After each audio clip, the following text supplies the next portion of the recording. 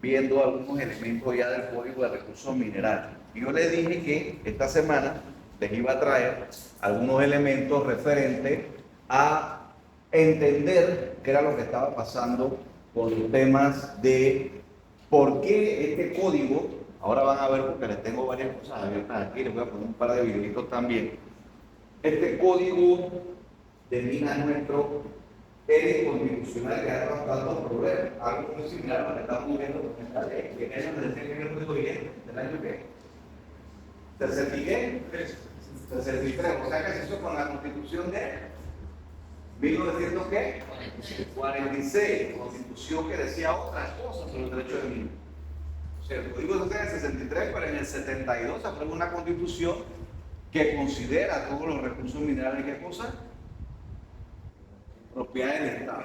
Y elimina la figura del uso usufructo, que además es una figura totalmente inviable.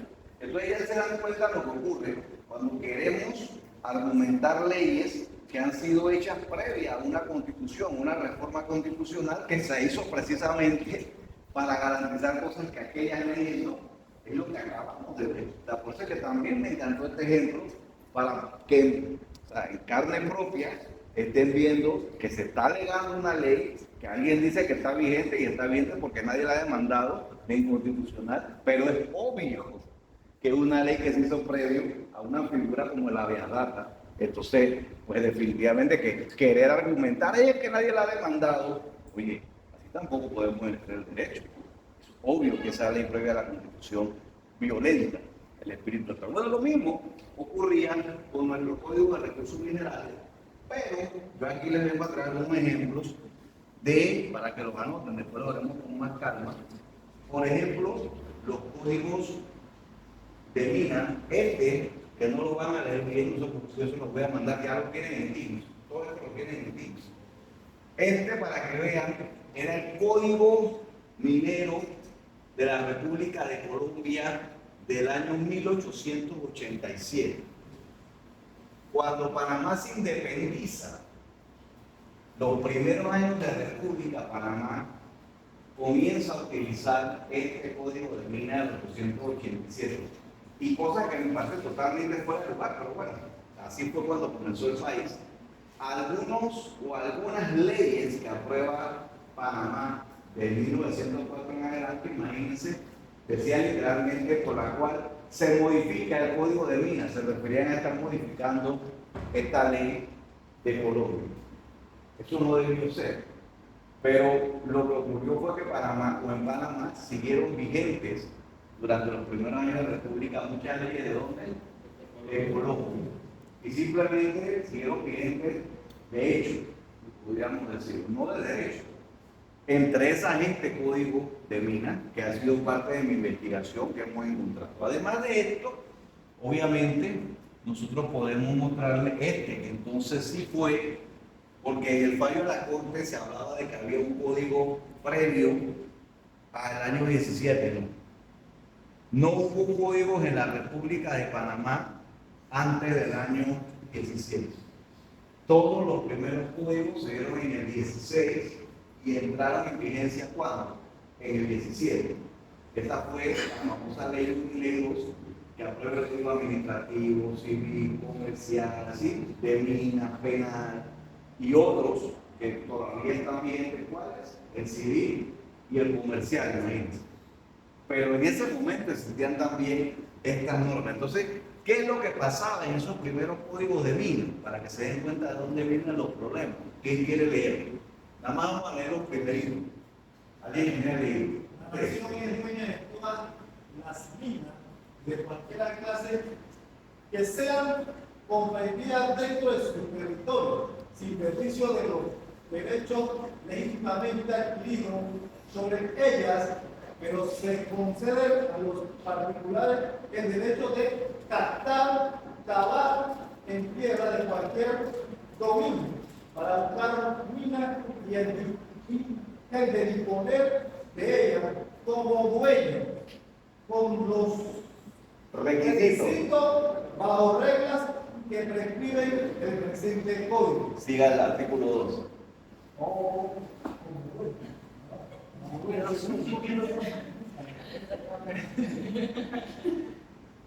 Que no agranda, porque está, ahí está. Vamos a tratar de... Ahí está. Son libres de adquisición por los particulares en las minas, a que se refiere el artículo anterior. Cualquiera que sea su origen, la forma de su yacimiento o concesión de la fuente de petróleo. Las minas sal común de carbón cuya explotación se hará por medio de contrato con el gobierno. Cuando éste no resuelva expropiarla por administración. Las sustancias minerales de cualquier especie que se encuentre en un terreno herediales del Estado o de las municipalidades serán también libres de adquisición. Paréntesis. Esas palabras que consideramos raras le demuestran cómo evoluciona el idioma. O sea, según cuando usted vea un documento redactado, hablamos de forma diferente. Cuando buscaremos esa palabra nos daremos cuenta qué significa, pero definitivamente que como se hablaba hace ciento y tantos de años, no es igual a como hablamos ahora. Pero se entiende que definitivamente, a pesar de que este código, y esto es en base a la Constitución, que también la tienen, sí decía, la nación es dueña, pero, ¿qué le dije yo cada vez que hay una palabra pero? Sí, ¿me explico? Todas pueden ser, ¿qué cosa? De libre adquisición por los particulares. ¿Están entendiendo? Es decir, el espíritu actual, y eso es lo que nos tiene en estos problemas, a inicios de la República, con la primera Constitución y con los primeros códigos, los que venían de Colombia, y este, que fue el primero hecho en Panamá, sí se permitía que las minas fueran, como lo dice aquí, ¿no? Dice, sin perjuicio de los derechos legítimamente adquiridos sobre ellos. O sea, son del Estado, pero yo puedo adquirir derechos. Y después el 2 decía, son de libre adquisición por los particulares de las minas. O sea, usted podía adquirir una mina. Pero ¿qué ocurre en la Constitución actual, lo que hemos estado viendo? Que las minas y los recursos minerales son propiedad de quién? Ya van a entender. Entonces es importante entender la historia, por eso era que tanto le he hablado de una de las fuentes del derecho de la historia, para que vayamos comprendiendo cómo esto ha cambiado. Lo mismo podemos aplicar en esto, vamos a ver la resolución. Pero ir a argumentarse en esa ley es totalmente, ¿se acuerdan de una palabra que les decía yo? Que una cosa es ilegal, otra cosa es inconstitucional, y la otra cuál era? Ilegítimo. Esa ley es ilegítima. Obviamente vamos a entrar en una discusión de si es constitucional, además es inconstitucional. Pero usted tiene que demandar ante la Corte y mientras esté bien. Por favor, si así vamos a estar como país, estamos mal. Entonces, esto es interesante para que vayan viendo por qué yo les he publicado todos estos documentos en sus Teams. Este otro documento que está aquí, yo se los he colgado aquí, no vamos a leer mucho, pero estos son unos apuntes, ¿sí?, del señor Raúl Héctor Sánchez, apuntaciones, miren la palabra como lo decía, para que vean la forma de hablar, apuntaciones sobre las acciones posesorias del Código de Minas. Este es un documento colombiano de finales de los años 1800, que yo les he colgado a ustedes también, para que entiendan el razonamiento jurídico desde el punto de vista doctrinario que venía desde aquella época. Todo eso ha venido cambiando, ¿no? Entonces, este documento también lo tienen allí. Obviamente les dije, ¿se acuerdan que íbamos a ver un tema del Código Civil? Entonces, vamos a leer un par de artículos del Código Civil para efectos de que también podamos entender que ese Código de Minas que le acabo de poner era el año 17, ¿se acuerdan? ¿Y de qué año es el Código Civil? Pero son hermanos. Entonces, por eso es que yo planteo que todavía hay artículos del actual Código Civil que también son inconstitucionales, pero que los han mantenido vigentes desde aquel momento hasta la fecha, aún hablando cosas que están totalmente fuera de la Constitución. Entonces, cuando usted entra, por ejemplo, vamos a leer, hay varios artículos, ¿no? Pero vamos a dar una lecturita del artículo 339. ¿Quién lo puede leer? ¿Alguien que me haya leído? Usted. El dueño de un terreno. Desde aquí, lea, desde aquí. Artículo 339. ¿Qué es el Código Civil? El dueño de un terreno lo es del suelo y del subsuelo. puede hacer, Ahí lo dice. Venga, acérquese. Venga, venga, no importa. Vamos a puede hacer en él las obras, plantaciones y excavaciones que le convengan, con sujeción a las servidumbres que determine la ley respecto a las minas y otras riquezas naturales a que tenga derecho la nación. Se estará a lo que establece el Código de Minas, el Código Fiscal y el Código Administrativo. ¿A qué código se refiere este código civil? ¿Al código de qué año? Los iniciales códigos que con él fueron hermanados. Que además otro descubrimiento, en aquella época la Gaceta no publicaba los códigos. La Gaceta decía, apruébase el código tal. Posteriormente será publicado en un imprenta. O sea, había un espacio para que cualquiera pudiera cambiar lo que quería acá. Y en Panamá no había imprenta. Ustedes saben dónde yo conseguí ese código que les acabo de mostrar del 17, porque no lo encontraba aquí casi en ningún lado. Adivinen dónde lo conseguí. Espérate, ya se los voy a mostrar. Ya van a ver, espérate. Ahí está. ¿Qué dice aquí?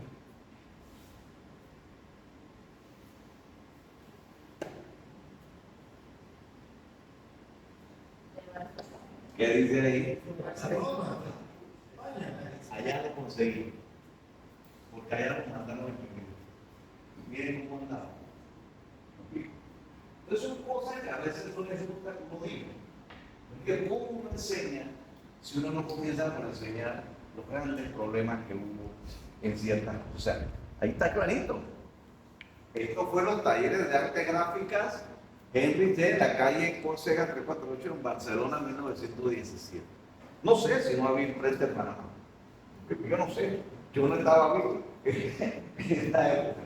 Pero tuve que conseguirlo allá para que sepa. ¿Sí? Y de allá me lo mandaron. Conseguí otro, es cierto, después en el Archivo Nacional de Panamá. Conseguimos uno que estaba bastante entero y también lo tenemos. Pero el primero que conseguí, porque no lo encontraba en ningún lado, era este. Después me llamaron de la Biblioteca Nacional, después me llamaron de otros lugares, donde habían encontrado después de mucha búsqueda, pero al final todos los que encontraban, adivinen dónde habían sido impresos, por allá también. No habían sido impresos acá en Panamá necesariamente. Entonces, eso que estamos leyendo del Código Civil nos va llevando a nosotros, obviamente, déjame volver al Código Civil, ¿sí? Nada más para efecto de que podamos entender. Léanse el artículo 340, alguien que se para acá, te lo lea, señor. El tesoro oculto pertenece al dueño del terreno donde la hallare. Cuando fuere hecho el descubrimiento de propiedad ajena o del Estado y por casualidad, la mitad se aplicará al descubridor. Sigue. Si los efectos descubiertos fueron interesantes para la ciencia o por las artes, podrá el Estado adquirido por un justo precio que se distribuirá en conformidad a lo declarado.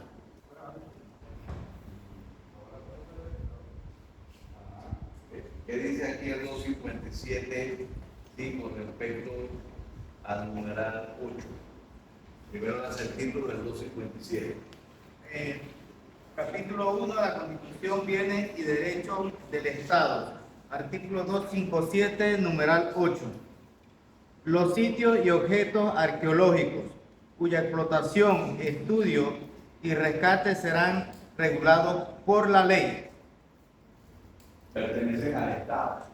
¿Y qué dice aquí? ¿Pertenece a quién? Pertenece al dueño del terreno. Todas esas cosas, ¿por qué se dan? Y así podremos seguir encontrando cuando vemos normas un poco antiguas. Porque estaban basadas en qué constitución es? En la del Guardia. Constitución que no era muy patriota, que no comprendía mucho los temas de soberanía y que fue perfeccionándose a través de las otras constituciones hasta llegar a la que tenemos. Por eso es que yo digo, sí, criticamos mucho esta constitución, yo soy uno de los que la critico, pero hay que reconocer que tiene muchas cosas que buenas. Da igual si estaban así desde el 72 o han venido siendo agregadas esas cosas buenas en los años que se tienen. Pero yo solamente hago esto ¿para qué? Para que vayamos entendiendo que gran parte del problema que tenemos, si aquí estamos viendo el Código Civil, qué rama del derecho o qué área del derecho o en qué área del derecho está civil, ¿en el derecho qué? Privado. ¿Me explico? Hay derecho privado, público y social. Ahí es donde viene el problema. Quien estudia estas cosas desde el punto de vista del derecho privado y lee constantemente esto, ¿qué es lo que está entendiendo? Eso. Porque no se ha dado el país a la tarea de adecuar muchas normas como el Código Civil a la realidad. Usted tiene normas confrontadas. Un abogado formado, por eso que digo que mi tema no es en una disputa con los colegas de otra rama, es entender qué es lo que nos viene ocurriendo. Si usted pone un civilista y eso está bien, ¿qué le va a decir? Que el tesoro que tú te encuentras es tuyo. Y habrán escuchado por ahí ocurre mucho eso, cuando la Constitución, ¿qué es lo que dice? Desde hace rato. Ya, eso se superó hace rato, igual que las huacas indígenas, igual que todo esto. Si usted lee otros artículos por acá, ¿qué le dice aquí? Le hace el 341, por ejemplo. ¿Quién lo quiere leer? La dama, vénganse para acá. Léase aquí, nada más para que vayan viendo algunas cosas del Código Civil que definitivamente hay que mover. 341. Artículo 341. Al dueño de una heredad o de un edificio podrá pedir cualquier persona el permiso de cavar en el suelo para sacar dinero o alhajas que aseguren pertenecerle y estar escondidos en él. Y si señalare el paraje en que están escondidos y dieren competente seguridad de que probará su derecho sobre ellos y de que abandonará todo prejuicio al dueño, abonará todo prejuicio al dueño de la heredad o edificio, no podrá negar el permiso ni oponerse a la extracción de dichos dineros o alhajas. Vamos a seguir con 342, porque tenemos que leerlo. 342. Dele. Artículo 342. El descubrimiento y explotación de huacas, sepulturas y campos de indios se regirán por las disposiciones del Código de Minas. Pero cuando el descubrimiento de una huaca o sepultura fuere casual o fortuito, se considerará como descubrimiento de tesoro. ¿Se dan cuenta? Entonces, estas cosas es lo que más nos lleva a clases, es lo que más nos lleva a ir entendiendo por qué aquellos polvos van trayendo estos lodos. Porque es una confusión. Pues seguramente usted puso a través de esa resolución al ministro de Ambiente un abogado formado en qué? El derecho privado, que entiende el derecho, un caballo en una carrera, no es que es malo, no es nada de eso, pero él no tiene una noción holística del derecho. O sea, él no, porque puede haber hablado, sí, hay gente que tenga un tema muy completo de todo, no debería ser. Esos son parte de usted se encuentra con normas que nadie ha querido derogar y que no hay que ser ellos para entender que nuestra constitución actual, ya digan a los grupos indígenas, pero ya entienden por qué la gente sacaba huacas. Porque algunos dicen que porque había huaqueros. Bueno, porque es que lo hicieron. Legalizas las cosas. ¿Te acuerdas que te tomaste? O constitucionalizas las cosas. Entonces, si cuando un pueblo está ajeno de lo que está ocurriendo, no está pendiente de lo que se está dando, quienes legislan, ¿me explico? Simplemente ponen lo que les da la gana. Entonces, aquellas constituciones quizás permitían, como lo permitía los aspectos de las minas, las huacas, y por eso es que aquí te dice que el tema de sepultura está en las disposiciones del Código de Minas y lo han mantenido vigente. Si usted se va al Código de Minas actual, vamos a buscarlo por aquí porque a ver qué.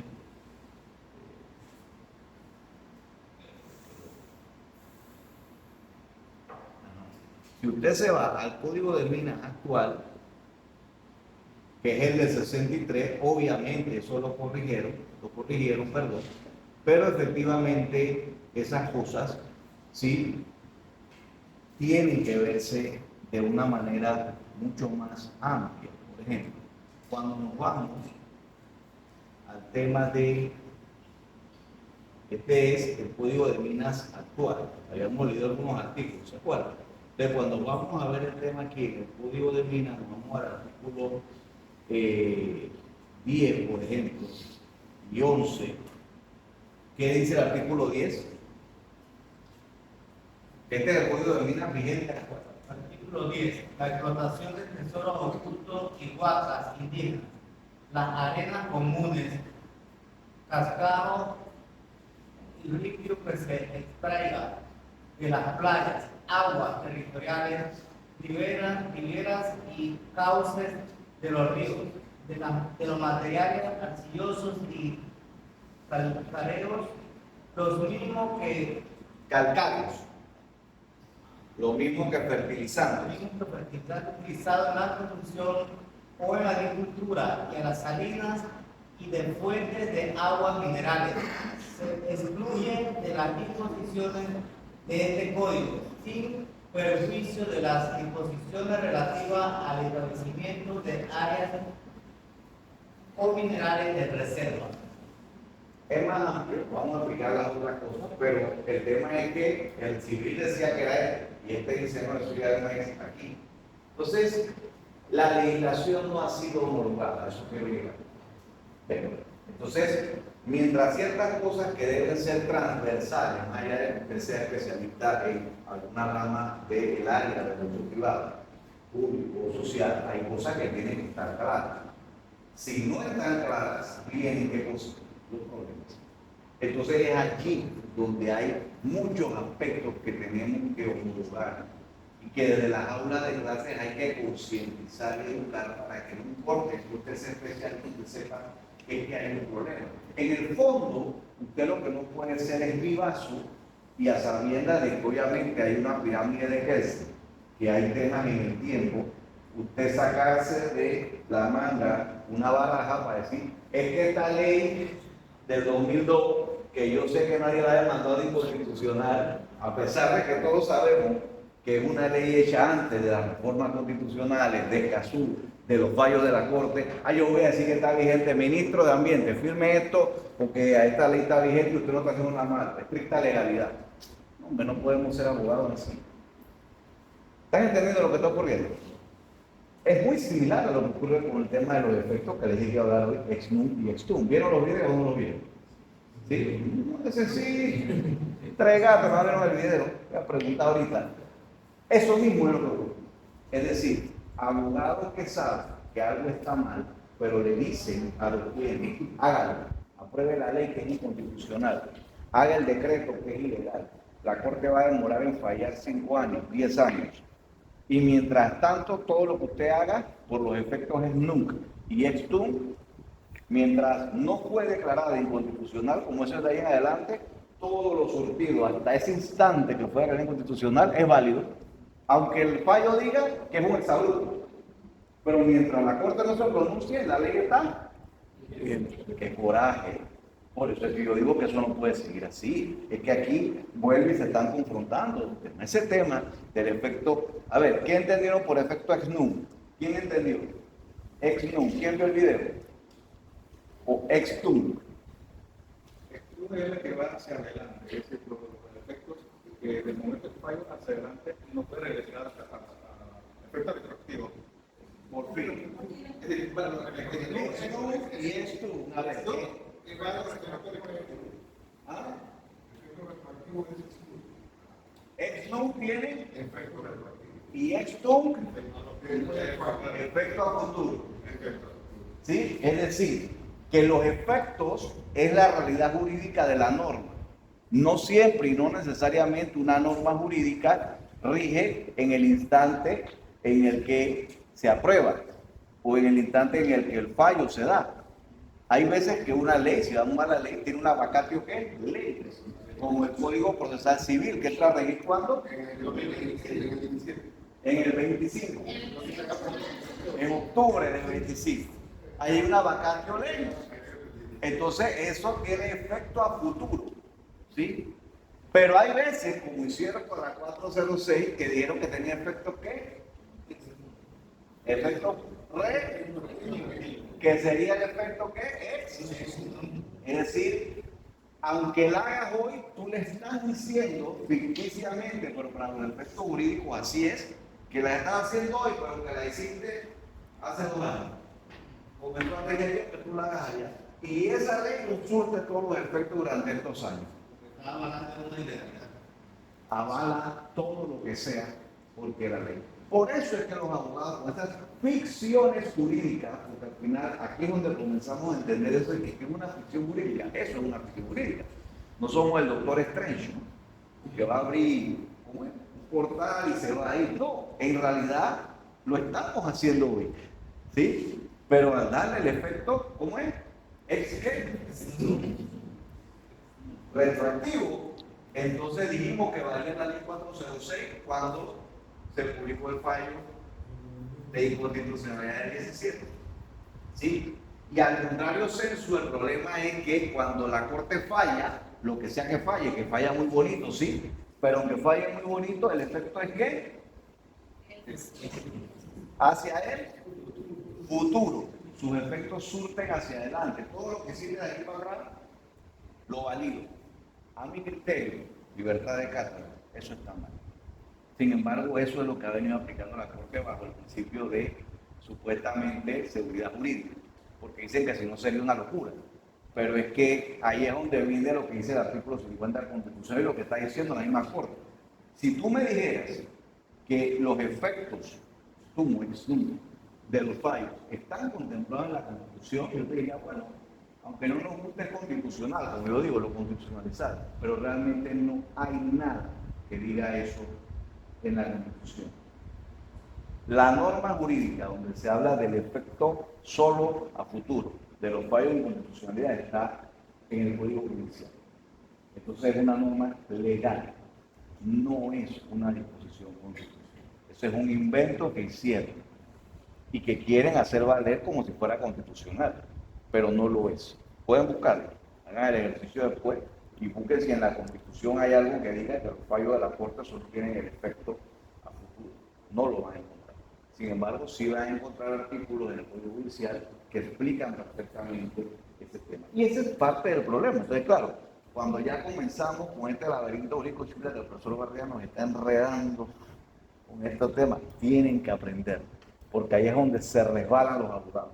Unos para el bien y otros para el mal. Es decir, unos los entienden muy bien y los usan bajo, como yo estoy defendiendo a mi cliente, no, eso está mal. Pero bueno, y otros no son malos, pero no lo entienden. Entonces, como no lo entienden, les causa estrés y simplemente ellos no me meten en eso, porque yo no sé qué hizo Dextum, eso me lo habló Barría hace 10 años, cuando yo fui alumno de él, yo ni me acuerdo de eso de Dextum ni cómo se escribe en inglés, porque no es que necesariamente lo vaya a estar utilizando en el ejercicio profesional. ¿Me explico? Pero lo que sí es verdad es que tenemos que entender ese aspecto. Entonces, esto que estamos viendo, obviamente, es mucho más amplio, ¿no? En este código. Pero me interesa que sepan el tema de cómo se contradice el Código Civil y el Código Penal actual, pero ya entendieron que no es que se contradicen. Es que en principio habían sido una cantidad de 7 códigos aprobados en la misma ley en el mismo año. Todos estaban concatenados. Con el transcurrir del tiempo, unos se fueron quedando, otros fueron siendo adecuados a las disposiciones constitucionales, pero no se fueron modificando muchas disposiciones en los códigos como el civil. Entonces, el Código Civil tiene que ser actualizado, no solamente en el tema procesal civil, que está bien, el mismo Código Civil tiene que ser actualizado por este y por muchos otros temas. Pero claro, viene un romanticismo, ¿no? O sea, los civilistas, esta es casi la Biblia, no se la toquen. No se la toquen porque lo veis, no es lo mismo el año 2024 que el año 2016, 1916, 1917. Algunas cosas han cambiado, ¿no? Entonces, nos interesa que dentro, voy a avanzar un poquito más hoy, pero que dentro de su lectura hacia la semana que viene, vayamos leyendo nuevamente del artículo 1 al artículo 100. A ver, me interesa que se lea específicamente en lectura, ¿no? Por lo menos para que tengan un poquito de claridad en eso, ¿no? Vamos a leernos hasta el 104, es decir, los dos primeros libros. ¿Se acuerdan que le habíamos puesto los libros en el código de Minas? Ahora se lo puedo poner de nuevo. ¿Cuántos libros son? No, 8 libros. El código de Minas está compuesto por 8 libros. ¿Se acuerdan que le dije que leyera el octavo? ¿El octavo era qué?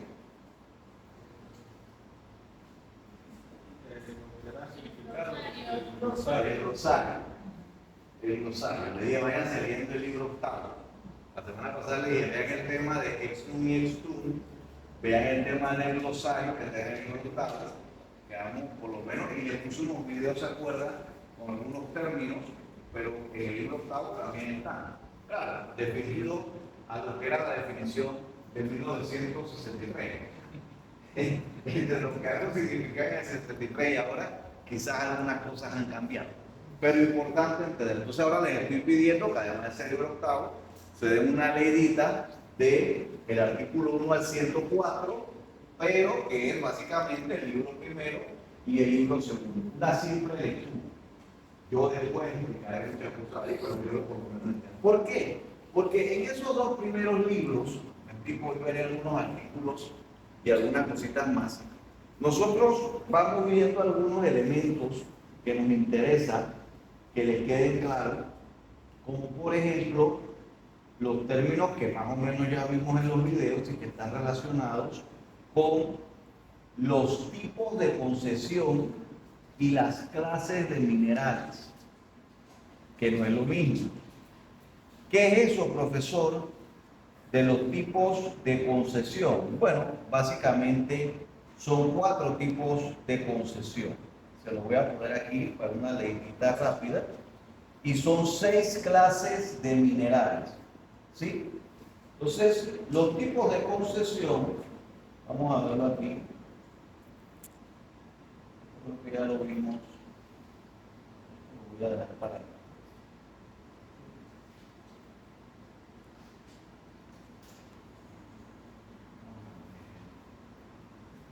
Del capítulo tercero, del libro primero, ¿sí? Léanse aquí rapidito, capítulo 8. Vamos a ponerlo arriba. Alguien que me lea el artículo 8. Artículo 8. Podrán otorgarse concesiones para realizar las siguientes operaciones mineras: la exploración, la extracción, el transporte y el beneficio de minerales dentro de los límites terrestres y marítimos de la República y dentro del límite exterior de la plataforma continental. Uno de los aspectos que yo estoy planteando es que nos vayamos más que por tipos de concesiones a tipos de operaciones. Es decir, la legislación dentro de esa propuesta del nuevo Código de Recursos Minerales debe eliminarse el concepto de concesión. Yo explicaré después por qué, pero ahorita yo le estoy enseñando el derecho objetivo. ¿Se acuerdan que le decía? Objetivamente esto es lo que está. Le puede pedir concesiones. Es más, el primer grupo le he pedido al profesor Carlos que le pida que ajusten su investigación para no confundirlo con el grupo especial que va a estar viendo estos temas de si ahora es restringido o no es restringido. Va a ser una pelea sabrosa en el tema de someter información. Que el primer grupo que tiene que poner la otra semana, se dedique a explicarnos aquí en clase los procesos internos que se dan en el Ministerio de Comercio e Industria y en la sala tercera con respecto a estas concesiones mineras. Es decir, bueno, cómo las solicito, cuántos días demora en darme respuesta, cuántas pruebas puedo pedir, qué pasa si me la niegas. Puedo presentar recursos de reconsideración con operación de subsidio, puedo irme directamente a la sala tercera. Quiero que el grupo se enfoque en eso, para que no nos dilatemos en tantas cosas, vamos a enfocar en algo que además le debe resultar más interesante, como el plan de derecho, los términos del proceso, qué recursos tengo, ante quién yo recurro, qué ocurre en la sala tercera cuando presento recursos, qué es lo que puedo presentar en la sala tercera, es un buen proceso de equidad. ¿Qué es lo que debo presentar? Cuando la tercera oportunidad de arriba. Eso es lo que quiero que el primer grupo exponga en base a eso. Pero para los efectos de lo que quiero que quede claro en la clase de hoy, son entonces 4 tipos de operaciones mineras, las que básicamente se transforman en lo que ustedes y yo todos conocemos como concesiones. La de exploración, la de extracción, transporte y beneficio, que muchas veces van juntas, pero que el código explica cómo usted va pasando, lo veremos en otras clases de una a otra. ¿Me explico? Obviamente hay otros tipos de permisos que se solicitan en el Ministerio de Comercio e Industria, ¿sí? Obviamente la diferencia básica, que esto sí me gustaría que el grupo número 1 que fuera la próxima semana, ¿quiénes son? Que fuera la próxima semana, me gustaría que busquen la diferencia entre concesiones y permisos. Que me adelanto, es un detalle muy obvio, pero que quiero que profundice. La concesión tiene el carácter de exclusivo, mientras que el permiso parece no tener la exclusividad. Ya voy a bajar, me va a preguntar. Ya. Entonces, puede tener carácter. Que yo tenga una concesión, lo explicaré, pero quiero que un poco, porque tengo que darle ellos chance de que también puedan avanzar en su expresión aquí. La concesión te da exclusividad. Tú tienes una concesión aquí, más nadie puede tener una concesión aquí, por lo menos hay pruebas que sobre la misma clase de mineral, sobre el mismo tipo de operación, es decir, exploración, o extracción, o transporte de beneficio. Pero en los permisos, me explico, que ustedes me van a decir cuáles son esos permisos que dan, que si para lo que ellos le llaman el lavado de oro o algún otro tipo de permisos, entonces ahí no hay exclusividad, ahí pudieran haber varias concesiones o permisos de esos tipos. Métase un poquitito de eso dentro de ese primer grupo. Entonces, 4 tipos, pero también tenemos, insisto, vamos a leer los 2 primeros libros, ¿no? También tenemos dentro de estos aspectos del libro primero y libro segundo, un tema que me interesa que veamos un poquitito. Nosotros decía que íbamos a recorrerlos en orden, los artículos. Sin embargo, si vamos a ir viendo poco a poco, al final lo veremos todos. Otra persona, usted que es una ley. Artículo 40, Código de Recursos Minerales. Los minerales regulados por este código se dividirán en 6 grupos que se identifican como clases 1, 2, 3, 4, 5 o 6. Artículo 41. Los minerales se clasifican como sigue. Clase 1, minerales no metálicos. Clase 2, minerales metálicos, excepto los minerales preciosos. Clase 3, minerales preciosos aluvionales. Aluvionales. Clase 4, minerales preciosos no aluvionales. Clase 5, minerales energéticos, excepto los hidrocarburos. Clase 6, minerales de reserva. Parágrafo transitorio. Las concesiones que estuvieron vigentes a la fecha de promulgación de esta ley serán reclasificadas de acuerdo a la nueva clasificación de minerales establecidas en este artículo. Porque eso era cuando se modificó. Obviamente, yo creo que el decreto ley que es del 63, pero ley es puesto en el PIB para lo que se está pensando todas las leyes que han modificado ese decreto ley. O sea que tenemos que estar claros que no es que es un decreto ley que está intacto, tal cual fue aprobado en el 63. Ha sufrido una cantidad de modificaciones por ley. Ya explicamos que el decreto ley y decreto ambiente para los efectos nuestros son ¿qué? Ley. ¿Sí? Así que una ley modifica un decreto ley. O un decreto ley pudiera modificar una ley. En este caso hay leyes que lo han modificado.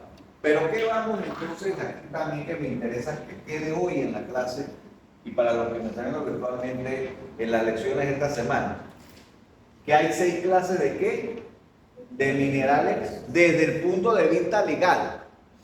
Eso pudiéramos discutirlo mucho con los especialistas. Es más, una de mis propuestas es que esto está totalmente desfasado. Pero objetivamente es lo que se decidió que fuera y ellos lo planteaban en esos 6 grupos que ha leído la compañera para entender que además de que usted pueda solicitar dentro de las concesiones, que ya entendemos que para nosotros sean operaciones, que es nuestro planteamiento en un nuevo código, que sean operaciones mineras, exploración, extracción, transporte y beneficio, habrán tablas más abajo en el código que hacen cruce, es decir, no es lo mismo, a eso quiero llegar, para los que van a ver el tema de los recursos para la primera charla de investigación, no es lo mismo ni en duración, ni en extensión territorial, ni en cantidad de años de prórroga, si su concesión es de extracción, ¿sí?, de un mineral no metálico, que si es un mineral metálico, que si es un mineral precioso, etcétera, etcétera. Varía. Todo esto está hecho así. A mí me parece que no está correcto. Incluso este tema de que los minerales energéticos, excepto los hidrocarburos, ¿qué son los hidrocarburos? El petróleo, gas. Eso obedece a intereses. Eso no debería ser. O sea, en otros países, pues si tienes un código de recursos minerales, eso está incluido. Que el petróleo es de dinosaurio. Eso es una gran mentira. Eso no es así, para los que todavía estén creyendo que el petróleo es porque ahí había dinosaurios. Es cierto que es producto de la descomposición de millones de años de ciertos seres vivos, pero no de dinosaurios. Entonces eso no es así.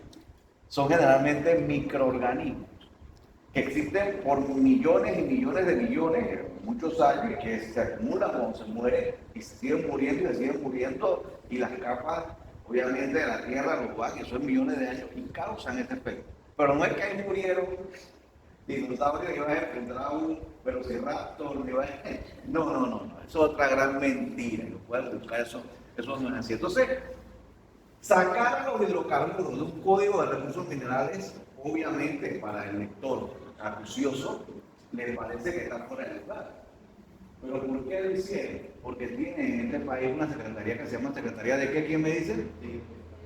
De Energía. ¿Ah? ¿Sí? A la que le tienen eso exclusivo.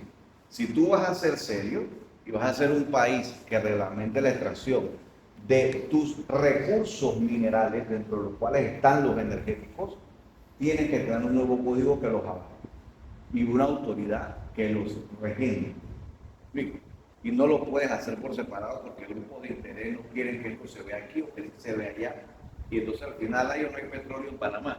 Yo no soy buen dibujante, pero ante el que mira acuciosamente, ¿cómo decir cuánto por el marcador? No sé qué funciona. Perdonen el no muy bonito dibujo. Pero si usted ve, digamos que esto es Sudamérica, más o menos así, ¿no? ¿Sí? Y entonces por aquí va el istmo de Panamá y obviamente sigues a Costa Rica y te vas, ¿sí? Entonces más o menos, tú por aquí obviamente tienes a Colombia, ¿no? A Colombia, por aquí tienes a Venezuela, por aquí está Guyana, ¿no?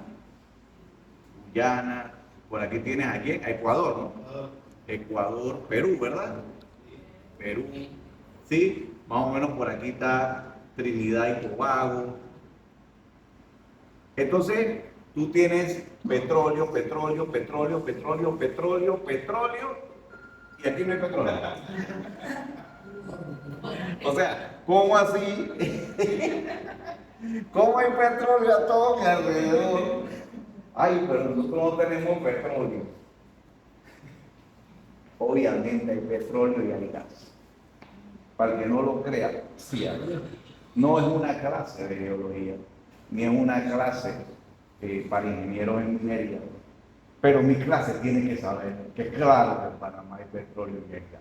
¿Me explico? Porque eso es un tema geológico que no tiene que ver con divisiones de países artificiales. ¿Me explico? O sea, las divisiones de los países están claros que son artificiales. Aquí alguien dijo que aquí esto, y aquí Colombia, y aquí esto, pero eso no tiene un tema, ¿sí?, lógico. Entonces, hay petróleo en toda esta zona, a veces más, a veces menos. No es cierto que viene el petróleo desde Brasil, Guyana, Venezuela, Colombia. Aquí se lo chupó el chupacabra, el petróleo, y después volvió en esta parte de Colombia, y Ecuador y Perú. Sí, sí hay petróleo. Entonces, obviamente, por algo es que usted ve, las cosas no son, como yo les digo, casuales, son causales. Lo que ustedes tienen que saber es que hay que entender un poquitito qué es un mineral no metálico, que no tiene qué, que no tiene metal. Oye, ¿qué pasa? Un mineral no metálico no tiene metal. Es lo que ustedes conocen comúnmente aquí en Panamá como la las canteras. Las canteras que explotan. Es una explotación minera. Para el que no lo sabía, si todo eso es parte de lo que estamos enseñando. Toda esa cantera de arena, de piedra, de tosca, incluso todo eso es lo que se denomina no metal, no tiene metal. Entonces ese es un tipo de concesión. Lo que ocurre es que según el artículo 10 que ya vieron hace unos instantes, algunas cosas han sido delegadas a los municipios. Por eso ustedes ven que algunos municipios son los que dan las concesiones para sacar la arena de la playa. Y ya, eso es toda una discusión. Eso tenemos también que regularlo, porque lo vieron como un tema para darle cierre, pero esos son recursos minerales y al final esas son minas a cielo abierto. Que esa es otra cosa, ya lo vieron también en los videos, que son los tipos de extracciones, que si es por perforación, que si es por tunelación, a cielo abierto. Pero lo que tenemos que entender, por lo menos como abogados, es que una concesión que usted va a solicitar, clase 1, es de no metálica. Y eso se rige por una serie de requisitos que ya veremos más adelante en cuanto a los años. La número 2 dice metálicos excepto los preciosos. Entonces, habría que entender cuáles son los metales, pero aunque no seamos expertos, se nos hace fácil por lo menos algunos minerales metálicos. Hierro, cobre, aluminio, ¿sí? Plomo, ¿cuál? Plata no, porque plata sería ¿qué? Precioso. Y ahora vamos a ver eso de precioso. Pero, pues bueno, la clase 2 son los metálicos. Cualquier mineral metálico, cuando usted lo solicite en base a un trámite jurídico, legal, administrativo, clase 2. La clase 3 y la clase 4 son los mismos. Eso yo lo eliminaría en un nuevo código, pero tengo que explicar. Al final son minerales ¿qué? ¿Qué dice ahí? Preciosos. Usted entiende por un mineral precioso. El oro, ¿qué más? La plata o platino. ¿Pero qué es eso de precioso? El precioso. Esa es la gorda. ¿Qué es un mineral precioso?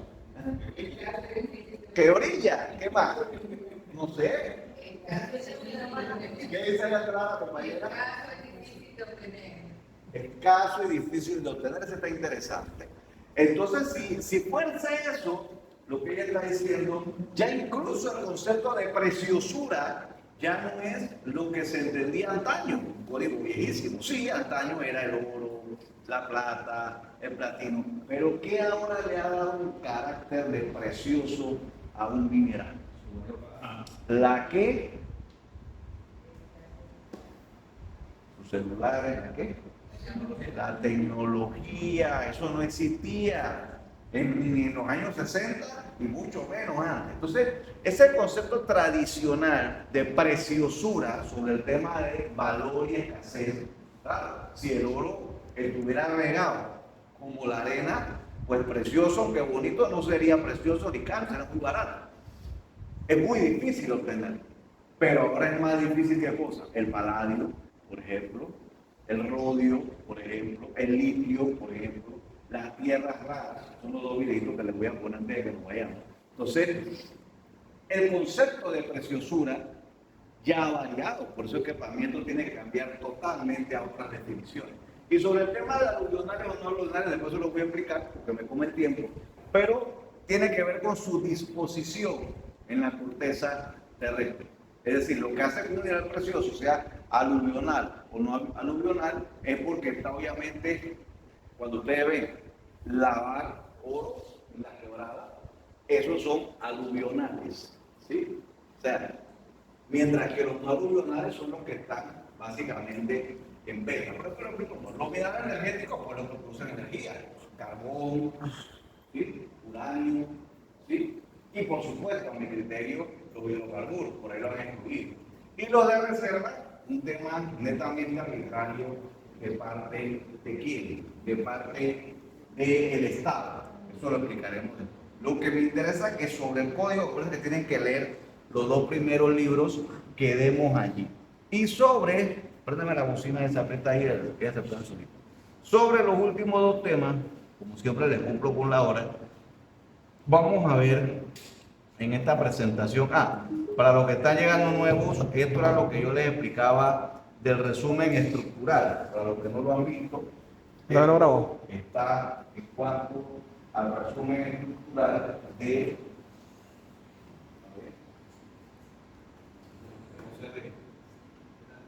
Este es el resumen de los libros del código. Ya después vuelvo sobre eso. Pero me interesa, ¿se prende la bocina? Sí. Me interesa que hoy veamos un par de videitos rapiditos. El primero es un video jocoso, ¿sí? Esto fue en algunas giras que tuvimos a Minera Panamá antes de que entrara en producción. Yo vengo llevando a mi estudiante de Minera Petaquilla, solo que en esa época no había ni redes sociales ni celulares con fotos, estamos hablando de 2007, 2008 por allá. Pero interesante ver dos videitos, uno jocoso y otro bien interesante, solo para el choque intelectual. Acuérdense que a mí me gusta el choque intelectual.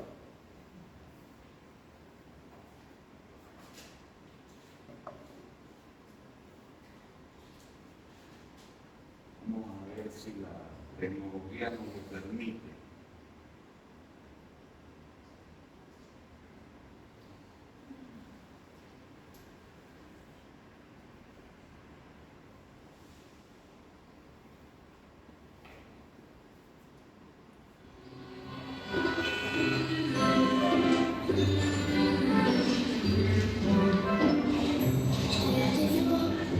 Wie im Traum seh ich was, glaub es kaum.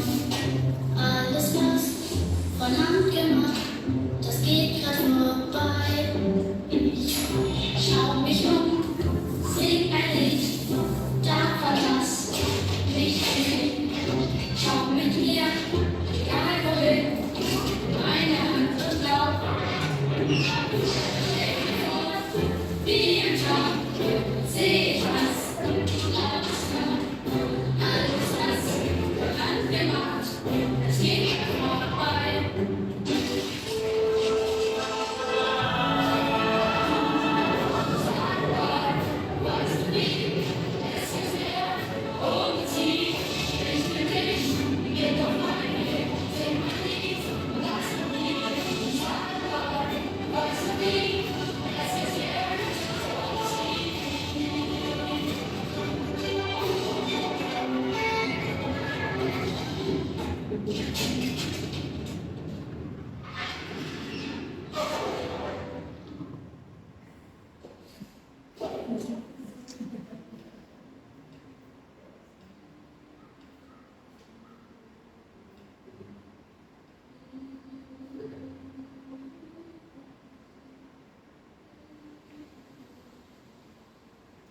Un poco drástico, pero realista. Cuando tenemos que tomar decisiones, por eso yo les decía, en la primera parte del semestre ser objetivo. Los objetivos vienen después, una realidad. Entonces, ¿cómo hacemos? Hasta ahora el problema es que básicamente tenemos tres lugares de donde obtener los materiales que nos hacen vivir como los seres humanos que acostumbramos. El tema mineral, si vieron, es mucho más que solo el aspecto metálico y de construcción. La agricultura tiene que ver con todos los fertilizantes y demás. Bueno, hay orgánicos, es cierto, pero en lo masivo es otra cosa. Pues trae del petróleo los plásticos, como le llamamos nosotros, o de la foresta, la madera, o de los recursos minerales, el resto para construir. No conozco otra forma. Es allí parte del debate. Pero además, el debate futuro, con este video terminado, se da obviamente en torno, a otro aspecto interesante. Vamos a ver esto. Para que se den cuenta. Una carrera en marcha, una revolución tecnológica en la robótica, en las energías renovables que está remodelando el orden mundial. Al centro de esta carrera está el acceso a los materiales clave. Europe is highly dependent on a limited number of countries for its raw materials. La demanda de minerales se cuadruplicará para 2040, cambiando radicalmente las cadenas de suministro de la economía global. Mientras algún multimillonario se declaraba listo para dar golpes de Estado si era necesario para el control de los minerales, China, la Unión Europea y Estados Unidos han lanzado enormes proyectos de infraestructuras destinados a asegurar el abastecimiento de materias primas. Now China has pledged more than $100 billion to finance international. Dubbed the Global Gateway, it's intended to advance the infrastructure in emerging and developing countries. Entonces, ¿quién controla los componentes esenciales y puede Europa asegurarse los minerales que necesita? Empecemos por los materiales necesarios para una turbina eólica, en comparación con una central de carbón. Podemos ver que la cantidad de materias primas necesarias es mucho mayor para un aerogenerador. Significa que recursos como el cobre, el litio y el cobalto están ganando importancia y remodelando el mapa geopolítico hacia los países productores. Solo para dar una idea de esta escala, este eres tú, esta es la Torre Eiffel y este es un cubo con todo el cobre extraído en los últimos 5.000 años. En las próximas 3 décadas necesitaremos extraer un 75% más de cobre, pero no son solo las materias primas las que están remodelando la política global. Todo el sector de alta tecnología depende de materiales con suministros ilimitados y se está produciendo una carrera entre países para conseguirlos. Quien obtenga acceso a ellos tendrá una ventaja en las tecnologías claves y ganará empleos y beneficios para empresas rentables. Cuando miramos las materias primas, no todas son igual de importantes. Tomemos esta turbina eólica una vez más. Necesita mucho cobre, acero y hormigón, pero no son materiales difíciles de conseguir. De hecho, son bastante abundantes y en una cantidad lo suficientemente grande como para que no haya temor por la oferta. En cambio, los imanes permanentes de los aerogeneradores están hechos de tierras raras que son más difíciles de conseguir. Y de ahí viene la idea de las materias primas críticas por sus propiedades especiales. El titanio, por ejemplo, es resistente y ligero, es ideal para los aviones y la industria espacial. La Unión Europea tiene una lista de 30 materias primas críticas que considera vitales para la tecnología. Y si los ubicamos en un mapa para ver su procedencia, esto es lo que obtenemos. Estas materias primas críticas están repartidas por todo el mundo. Podemos encontrar el berilio en Estados Unidos, el litio en Sudamérica y Australia, el platino y el iridio en Sudáfrica. Pero si miramos a China, tiene una larga lista de metales exóticos y tierras raras que son cruciales para los equipos electrónicos y la generación de energía. Según la Comisión Europea, China es el principal proveedor de 20 de las 30 materias primas críticas de su lista. También es un poco irónico que el opio se encuentre principalmente en China. También es una cuestión de tamaño. La Unión Europea ocupa el 6,8% de la masa terrestre del mundo y es lógico que tenga menos materias primas. La geología también tiene un papel. Algunos países simplemente tuvieron suerte.